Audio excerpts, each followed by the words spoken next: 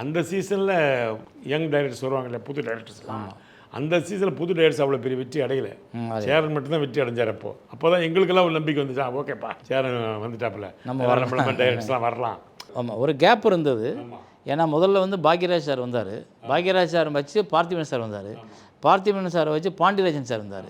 இவங்க 3 பேர் தான் எனக்கு படம் பண்ணுறதுக்கு, இண்டஸ்ட்ரிக்குள்ளே வர்றதுக்கு எனக்கு நம்பிக்கை கொடுத்தது. நான் நடிக்கணும்னு வந்த ஆள், நடிக்கணும்னு வந்த ஆள்கிட்ட நடிக்க முடியாதுடா தம்பி, தோற்று போயிடுவடா, எங்கேயாவது ஓரமாக நின்றுவடா, வாழ்க்கை போயிரும்னு சொல்லி என்னை பயமுறுத்தின சினிமா எனக்கு நம்பிக்கை கொடுத்தது இவங்க 3 பேர் மூலமாக. படம் பண்ணி அவங்களே கதை எழுதி அவங்களே டைரக்ட் பண்ணி அவங்களே ஹீரோவை நடித்து படம் ஓடுது. இப்போ அது நம்ம படம் பண்ணுறதுக்கு ஒரு 10 வருஷ காலகட்டத்துக்கு முன்னாடி. அதுக்கப்புறம் அந்த 10 வருஷ காலகட்டத்தில் நிறைய படங்கள் மாறி மாறி வந்து கமர்ஷியல் ஆயிடுச்சு மறுபடியும். அப்புறம் கரெக்டாக அந்த பிரேக் பண்ணி உடைச்சது யாருன்னா விக்ரமன் சார். புது வசந்தம். ஆமாம், புது வசந்தம் படம் தான் இந்த கமர்ஷியலை பூரா அடித்து தூக்கி போட்டுட்டு 4 பேர் ஜோடி இல்லாத ஒரு கதாநாயகி கூட தங்கி ஒரு படத்தை பண்ண முடியும். அது புது வசந்தம்னு சொல்லி எஸ்.ஏ. ராஜகுமாரோட மியூசிக் வந்து எக்ஸ்ட்ரானரி ஹிட்டு.